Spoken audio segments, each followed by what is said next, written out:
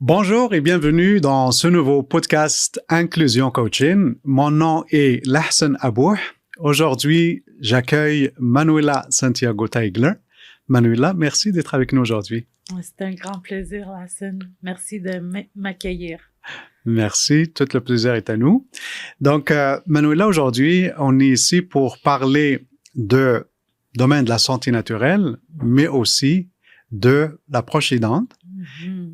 Donc, toi, tu es naturopathe, homéopathe et praticienne holistique, oui. Mais aussi tu es maman proche aidante de 2 enfants neurodivergents. Exactement. Parfait. Donc, pour commencer, Manuela, veux-tu nous dire, s'il vous plaît, d'abord, c'est quoi être concrètement un proche aidant et c'est quoi les défis les plus marquants que tu vis ou que d'autres parents proches aidants vivent en étant proches aidants? Oui, premièrement, j'aimerais faire une distinction que être proche aidant, c'est pas juste pour les parents, c'est vraiment pour toute personne qui vient en soutien à quelqu'un, qui est en perte d'autonomie, par exemple, ou qui a une incapacité temporaire ou permanente. Ça dépend vraiment. Fait que le terme proche aidant, c'est très large. Ça l'incorpore plusieurs personnes qui sont dans différentes situations. Alors, la mienne particulièrement, c'est que je suis parent et proche aidant à cause de le fait que un de mes fils est né avec la trisomie 21. Et j'ai aussi un autre fils qui est autiste. Alors, ça fait un beau mélange. Et concrètement, la proche aidance, alors c'est ça, c'est devenir vraiment un soutien à quelqu'un et les aider, par exemple, dans tout ce qui est les choses qu'il faut qu'ils fassent à chaque jour. Alors souvent, ce que ça va toucher, c'est le fait d'être autonome ou pas être autonome. Alors, un proche aidant, en général, il va accompagner les personnes. Alors, dans mon cas, par exemple, pour mon fils le plus jeune, je dois l'aider pour manger, pour s'habiller, pour se laver. Alors, il y a des choses qu'il a acquis, mais ça demande quand même beaucoup de soins et d'attention. Alors, voilà, c'est grosso modo l'approche aidance. C'est drôle parce qu'en tant que parent, des fois, on s'en rend pas compte qu'on est proche aidant. Quand on a un enfant, au début, quand ils sont bébés, ils sont complètement dépendants de nous. Et ça vient naturellement qu'on va prendre soin d'eux. Mais dans le cas du parent, c'est que en fait, il y a comme une certaine évolution vers l'autonomie qui arrête. Et là, le terme proche aidant est approprié parce que mais normalement, c'est ça, l'enfant devrait être autonome ou devrait être capable de se rendre à l'école tout seul ou des affaires comme ça, puis c'est pas le cas. Ouais. Oui, merci d'avoir précisé, Manuela, en effet, parce que l'approche aidante, ça touche pas seulement les parents, mais aussi les proches, que ce soit des frères et sœurs, que ce soit des proches en famille, etc. Des fois, c'est même pas des liens familiaux. Exactement. Mais parlant de l'approche aidante, on sait très bien que ça vient avec des défis, hein, pour les proches aidantes. Et j'aimerais que tu nous partages un peu, c'est-à-dire un peu les impacts que ça peut avoir sur la vie personnelle, professionnelle, sociale, pour vraiment les personnes proches aidantes, d'être dans cette posture-là. Et comment qu'on pourrait peut-être mieux comprendre justement cette posture dont se trouvent les proches aidants. Oui, c'est très important parce que je pense que c'est un peu méconnu la réalité des gens proches aidants dans le sens que on connaît pas tous les détails de ce qui vient en arrière de ça. On voit juste peut-être la personne qui aide l'autre à manger ou qui se promène avec lui ou qui l'amène à un rendez-vous du docteur. Mais en arrière de tout ça, il y a beaucoup d'organisation. Alors, il y a une grosse charge mentale qui vient avec la proche aidance. Alors, on doit penser à beaucoup de choses tout le temps, pas juste pour les soins médicaux, mais aussi pour, par exemple, le bien-être de la personne, le garder en sécurité. Alors, c'est ça. Alors, il y a un côté qui est charge mentale, je te dirais. Et l'autre côté, c'est aussi, ça a des impacts généralement sur la capacité de travailler ou de continuer à avoir un emploi rémunéré ou de travailler des heures qu'on considère peut-être plus normal, là, le 9 à 5, souvent, ça fonctionne moins. Parce que souvent, les rendez-vous, par exemple, sont durant le jour ou à d'autres moments, il peut y avoir d'autres types d'impacts, par exemple, le manque de sommeil. Ça, c'est un truc qu'on n'en parle pas souvent. Si vous connaissez quelqu'un qui est proche aidant et qu'elle habite avec la personne dont elle apprend ça, il y a souvent un impact sur le côté du sommeil. Par exemple, un sommeil qui, tu sais, on se réveille en pleine nuit de la nuit, on fait des nuits blanches, etc. Ensuite, il y a tout un autre côté qui est émotionnel et psychologique, c'est de gérer, ça peut être des comportements, des crises par rapport à ce qui se passe avec la personne dont on prend soin. Alors, il y a vraiment, vraiment beaucoup de différentes facettes et quand on est proche aidant, ben on doit tout gérer ça et quand même continuer à faire rouler les choses, comme qu'on dit, continuer à souvenir en nos besoins, continuer à aller au travail, continuer à... alors, c'est ça, il y a beaucoup de facteurs qui font en sorte que c'est assez complexe, puis il y a beaucoup de défis. Je te cacherai pas ça, il y a beaucoup de défis, mais en même temps, pour pas juste rester dans les défis, j'aime aussi dire que il faut toujours essayer de trouver aussi le cadeau dans le défi. Alors peut-être que ça vient un peu d'un aussi le fait que je suis praticienne en santé naturelle, mais moi je vois les challenges puis les défis comme une invitation à évoluer, une invitation à explorer qu'est-ce qui se passe pour nous, puis de trouver des moyens d'être plus centré, plus ancré, puis de voir, OK, être dans le moment présent. Comment que je peux accepter ce qui se passe pour moi et pour la personne dont je prends soin et comment que je peux aller de l'avant et trouver un équilibre avec tout ça. Alors, mais c'est sûr que les impacts sont énormes et souvent, ce qui arrive aussi, c'est qu'on se retrouve très isolé aussi. Fait que l'isolement social, c'est très difficile parce que, par exemple, aller dans des événements sociaux avec quelqu'un qui crie, qui saute, qui n'est pas capable d'interagir avec les autres ou qui se sent surstimulé par d'autres personnes, ça peut être très difficile et souvent, on se retrouve aussi dans l'isolement. Alors, les challenges, il y en a beaucoup, c'est clair. Absolument. Et tu as vraiment abordé plusieurs aspects que je trouve pertinents à considérer dans l'isolement et puis les défis de avoir un équilibre entre vie professionnelle et vie personnelle.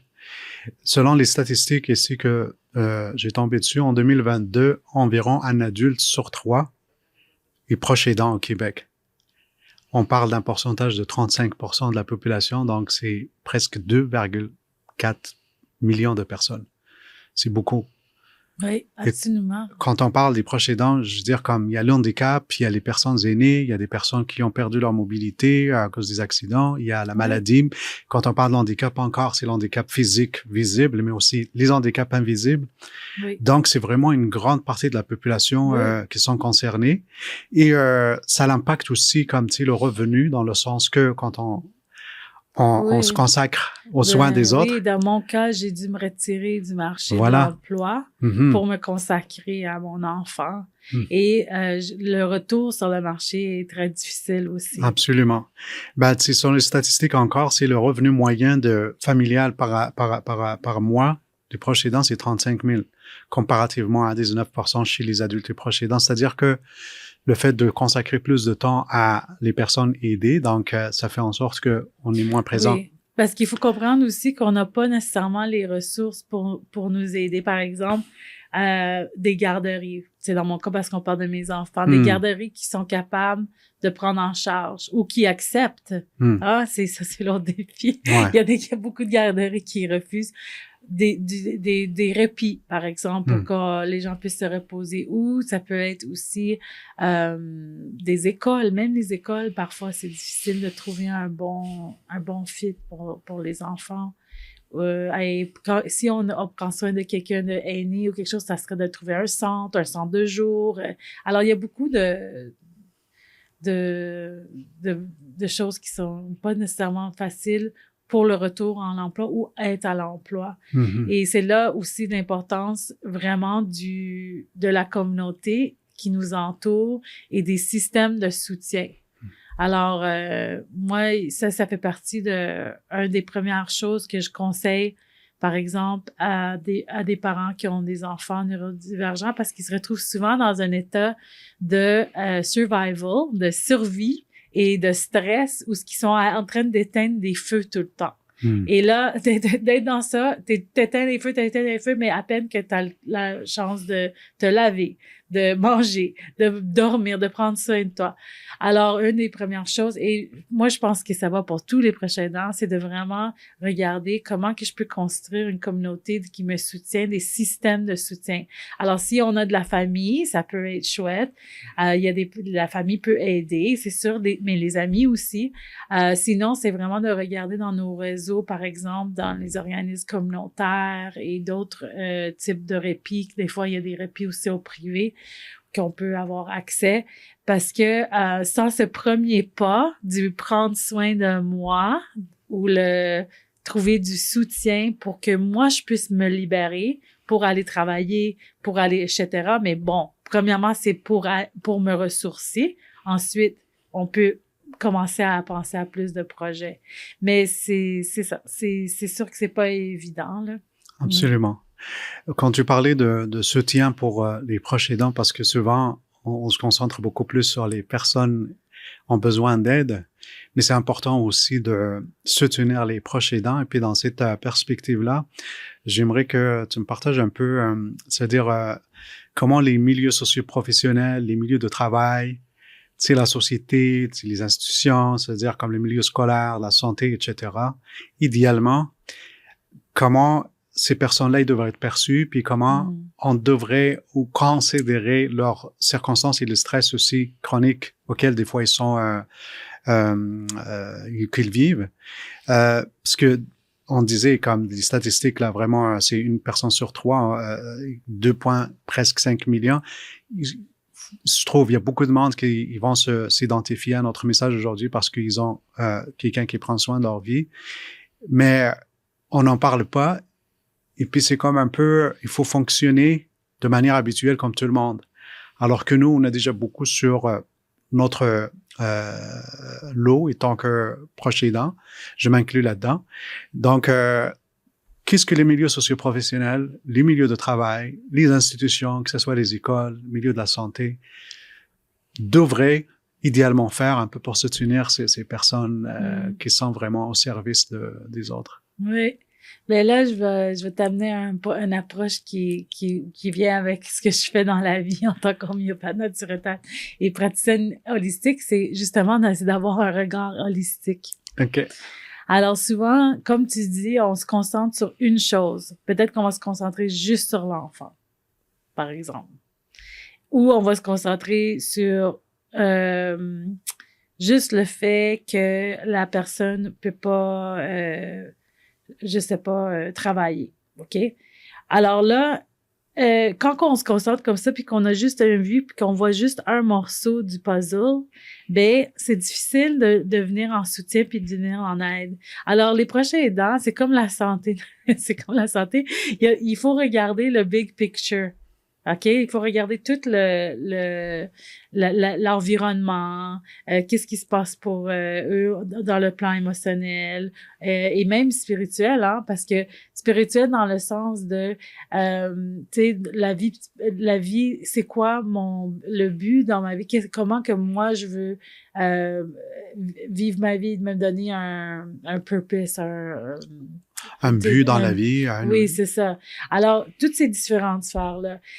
Alors, par exemple, si on est un employeur, j'inviterais la personne à avoir un regard holistique sur sur le proche aidant. C'est-à-dire vraiment de prendre le temps juste d'essayer de comprendre un peu ses besoins et sa réalité pour voir en quelle manière qu'il peut venir en aide. Alors, ça peut être avec certaines modifications. Par exemple, peut-être on va lui permettre de faire plus de télétravail parce que ça répond mieux à son besoin. Peut-être qu'on va disperser les heures dans différentes des horaires atypiques, par exemple.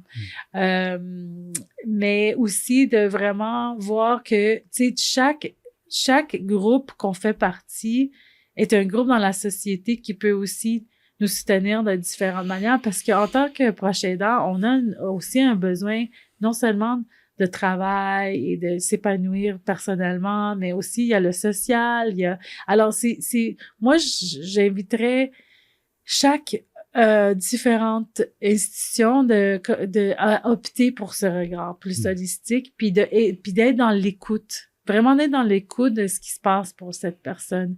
Parce que même dans ce qui est le système de santé, c'est que souvent on se retrouve face à des murs, on veut avancer, on a des solutions peut-être même en tant que parent, proche aidant ou en tant que proche aidant, mais il y a comme pas les ressources, il y a pas l'écoute, il y a pas, tu sais, il y a pas l'ouverture pour nous accueillir où ce qu'on est. Je dis pas qu'on n'est pas soutenu puis qu'il y a pas des programmes, des super programmes puis des gens qui font un super travail. C'est juste que j'inviterais quand même de rester tout le temps dans ce regard holistique puis de pas nous voir comme séparés du tout. Nous, on veut faire partie du tout. Puis que tu sois collègue de travail, ami proche, même juste quelqu'un qu'on croise, tout ça, ça fait une différence dans la manière qu'on nous perçoit puis qu'on nous traite. Nous, on veut être partie de la société comme tout le monde, mais on a besoin d'accommodement, on a besoin d'une compréhension et de l'écoute. Alors, c'est une invitation, en fait, à ralentir la scène. Vraiment, là, quand on se retrouve dans ces situations comme ça, c'est une invitation à ralentir et être plus centré sur l'être humain, moins centré sur la productivité puis la rapidité des affaires. Puis, c'est pas une réalité qui fait du sens dans le contexte qu'on vit, nous. Il faut Alors, c'est ça. C'est l'invitation, c'est vraiment de ralentir, être plus présent, être plus dans le cœur et être plus dans l'accueil et l'écoute. Moi, c'est ça que je dirais. C'est une belle invitation. Justement, c'est une invitation à tous les employeurs, les milieux socio-professionnels d'avoir ce regard plus humain, justement, parce que nos collègues sont pas là juste pour faire le travail, la tâche et puis livrer des livrables, etc. C'est des êtres humains aussi qui ont une vie familiale, qui ont peut-être des circonstances et tant que proche aidant, peut-être qu'on sait jamais. C'est une invitation justement à opter pour ce leadership conscient dont on parle et qui est de prendre connaissance, vraiment de connaître notre monde et puis de savoir qu'est-ce qu'ils vivent pour mieux les accompagner puis mieux vraiment les soutenir pour qu'ils aussi fassent leur rôle de la meilleure manière et puis qu'ils s'impliquent vraiment de la meilleure manière. Donc, plus d'empathie, plus de flexibilité, d'ouverture, de créativité vraiment pour trouver les meilleurs moyens qui puissent fonctionner, que ce soit dans l'école, que ce soit au milieu de travail, que ce soit... Donc, c'est vraiment un appel de considérer ces proches aidants qui travaillent fort à chaque jour pour aider les autres sans nécessairement avoir une reconnaissance officielle ou un rôle ou comme tu sais, une récompense vraiment pour ça. Donc, c'est une invitation dans ce sens-là. Et puis, merci d'avoir amené cette approche holistique et systémique pour la problématique. Absolument. Puis, tu sais, j'invite les proches aidants et de venir aussi de me contacter s'ils ont des besoins en santé naturelle parce que justement, il y a beaucoup qu'on peut faire, par exemple, pour la gestion de stress. Alors, ça, c'est une des choses que j'aime beaucoup travailler avec les gens, c'est comment gérer le stress et l'anxiété. Et alors, oui, on peut prendre soin de nos enfants et des gens qu'on s'occupe. C'est important aussi Mais prendre soin de soi, c'est comme si le pilier numéro un, on n'a pas adressé. Et ce pilier tombe, ben, il n'y a plus personne pour s'occuper. Alors, j'invite les gens à regarder ça d'une manière plus holistique aussi par exemple, dans la gestion du stress, il y a la pleine conscience, la méditation, la cohérence cardiaque, il y a des remèdes homéopathiques, il y a des plantes naturelles. Il y a tellement de choses qu'on peut faire. Et on n'est pas seul. Et c'est possible de créer une communauté aussi, puis de prendre soin de ça. Alors, j'invite vraiment les gens à rester ouverts à toutes ces possibilités et ces solutions. Moi, j'ai beaucoup d'espoir et c'est comme ça que en tant que proche aidante, je reste centrée et heureuse parce que j'ai ma trousse de premiers soins pour moi. Alors, c'est ça l'invitation aussi. C'est construire sa trousse de premiers soins. Absolument. En parlant de soins naturels, Manuela, j'aimerais que tu nous parles un peu de ton parcours un peu personnel et professionnel pour nous dire un peu qu'est-ce qui t'a amené à devenir à la fois praticienne en santé naturelle, mais aussi maman proche aidante. Oui. Comment te concilier ces deux aspects-là et en quoi l'un est au service de l'autre? Oui, ben tu sais, c'est un long parcours, hein, la scène.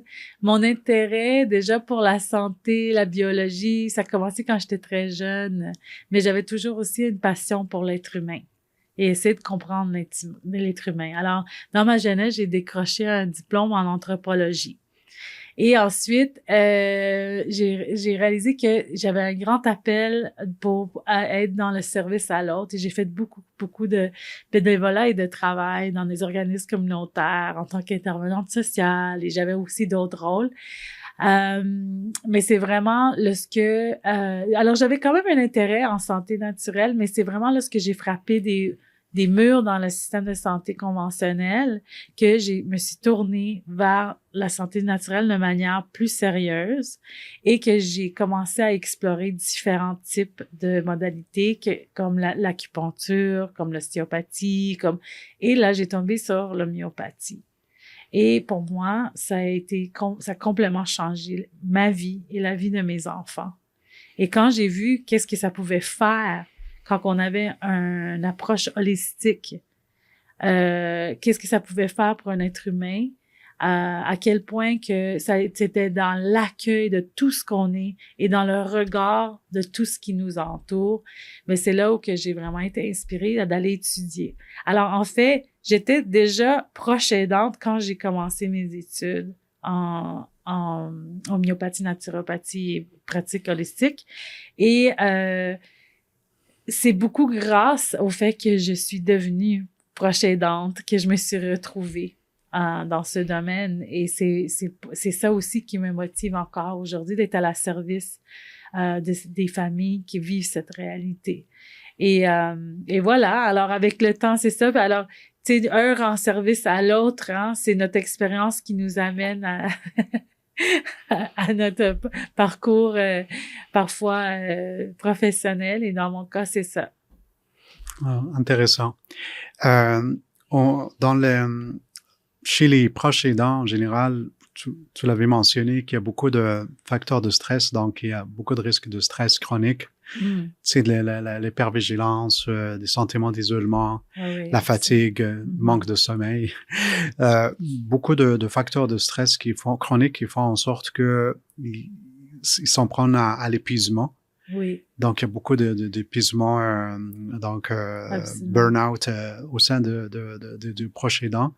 Et tant que naturopathe, homéopathe, praticien holistique, qu'est-ce que tu recommanderais justement à ce proche aidant pour réduire leur stress et qu'ils se reconnectent à eux-mêmes et puis vraiment qu'ils retrouvent un équilibre entre les contraintes auxquelles ils devraient faire face, que ce soit le travail, les enfants, les aider ou peu importe, mais aussi leur santé naturelle et leur épanouissement, leur bien-être, parce qu'ils ont le droit aussi à tout ça.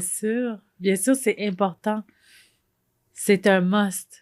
C'est pas juste un droit. Il faut vraiment se connecter à cet épanouissement personnel. C'est pas parce que on s'est retrouvé en tant que proche aidant qu'on n'a pas le droit de s'épanouir et d'être heureux.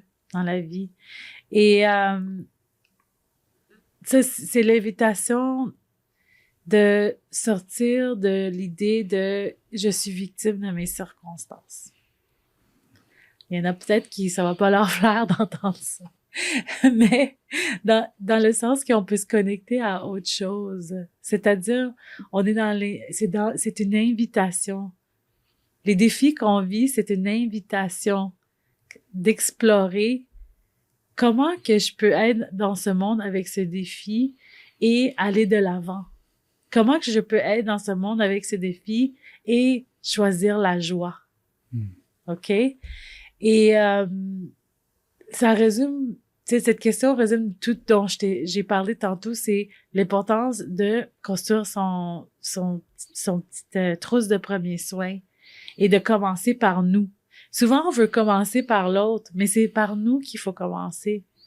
Si on commence pas par nous, puis prendre soin de nous, puis qu'est-ce nous on a besoin pour être bien fonctionnel, alors on peut pas venir et prendre soin comme ça se doit de l'autre. Alors j'inviterais déjà à prendre ce temps de construire des moments où ce qu'on a un peu de temps pour nous, un peu de temps de répit, un peu de temps de réfléchir à qu'est-ce qu'on pourrait faire pour justement trouver cet épanouissement. Et voilà, la gestion de stress, ça c'est très important. C'est tout dont on a parlé tantôt, c'est de trouver vraiment dans cette trousse aussi, des choses qui sont efficaces, que je peux utiliser à chaque jour s'il faut, et qui prennent pas 3 heures. Hein? La réalité, c'est qu'il y a personne qui a le temps de s'asseoir pendant même 1 heure, des fois, c'est difficile. Alors, qu'est-ce que je peux faire dans 5 minutes, 10 minutes, 15 minutes pour m'auto-réguler et m'aider, moi, à être plus présent, avoir plus de capacité à s'adapter à ce qui se passe. Alors, c'est ça l'invitation, souvent en homéopathie, d'ailleurs, c'est de s'adapter au stress qui se passe. Parce que le stress, on s'en sauve pas. Mais si on peut avoir des outils qui nous aident à l'adaptation, là, c'est plus facile de passer par-dessus puis pas rester constamment en réaction à ce qui se passe autour de nous.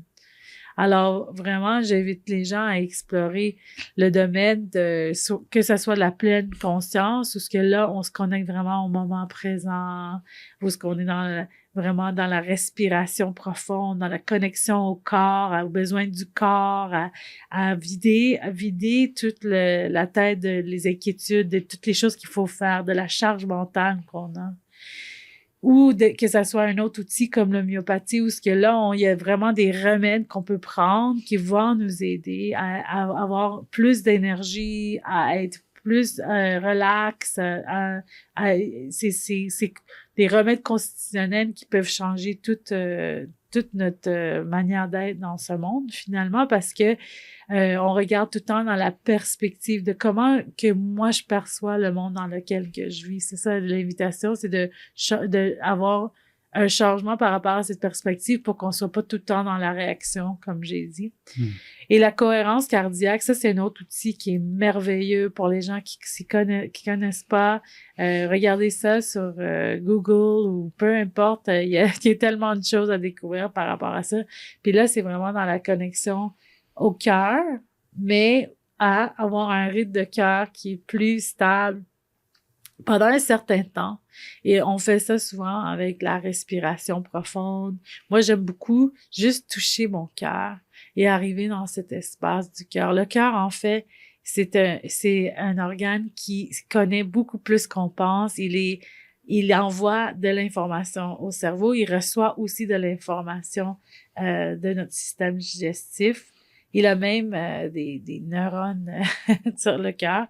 Alors, tout pour dire, cet espace-là, c'est un espace magnifique pour revenir au calme, se centrer, revenir au moment présent aussi. Et le fait qu'on revient au moment présent, ça fait en sorte que c'est plus facile de gérer le stress qui nous entoure et prendre des décisions, avoir plus de liberté dans les décisions qu'on prend. Comme j'ai dit, sortir de la réaction, sortir de Je réagis, je suis tout le temps dans un stress chronique à réagir au lieu de vraiment me poser et être dans un regard de OK, qu'est-ce qui se passe? C'est quoi les possibilités? Comment que je peux accueillir qu'est-ce qui se passe? Alors, aussi être dans l'acceptance. Alors, oui, vraiment, pour moi, c'est essentiel. Puis, au-delà même de les proches aidants, pour moi, ça serait toute la société qui a besoin de revenir à ces pratiques-là puis les intégrer parce que l'invitation, c'est ça aussi. C'est une société plus holistique, plus accueillante, plus humaine, qui est dans le prendre soin de moi pour prendre soin des autres et de la planète et des animaux. Tu sais, c'est large, là, comme terme. Alors là, aujourd'hui, on l'a abordé du point de vue du proche aidant, mais ça peut être vraiment appliqué à tout le monde, je pense. Absolument. Parce que quand on parle des proches aidants, c'est des personnes qui sont souvent sous un stress chronique. Et le stress chronique, on sait très bien qu'est-ce que ça fait. Ça fait que on est dans une posture de plus fight or flight, comme vraiment réaction, combat ou fuite, etc. Donc, ce qui fait en sorte que notre corps est pas vraiment aligné et puis qu'on n'est pas vraiment présent pour avoir un calme et puis le taux de cortisol qui augmente dans le corps, qui fait qu'on est vraiment dans des postures très contraignantes et puis vraiment qui fait qu'on n'est pas présent aussi pour nous-mêmes. Et un phénomène beaucoup quand on est sous stress, on est aussi dans le déni. On est dans une société, il y a beaucoup de déni. Oui.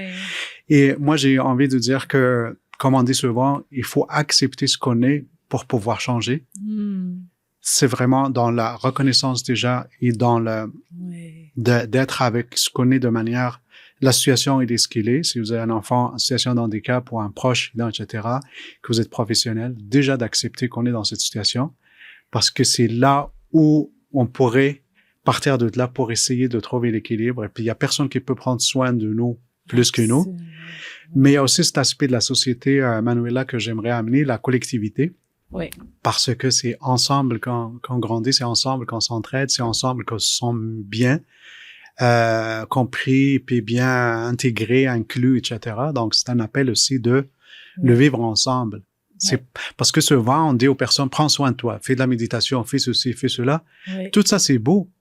Mais s'il est au sein d'un milieu de travail toxique et puis qui prend pas nécessairement en considération ses réalités, ses contraintes, ou dans un milieu social toxique ou dans des relations toxiques, etc., on est bien beau de méditer, puis on est bien beau de faire de la course. De là, l'importance des systèmes de soutien. Absolument. Si tu veux en parler un peu plus pour les systèmes de soutien qu'on peut avoir pour les proches aidants et puis pour vraiment les aider à... Ben, écoute, ça peut être dans la simplicité.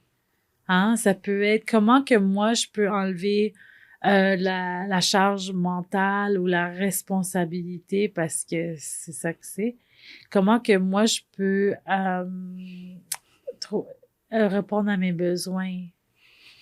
Alors, ça peut être, par exemple, trouver des organismes qui offrent du répit, par exemple, ou engager quelqu'un pour faire du répit, ou ça peut être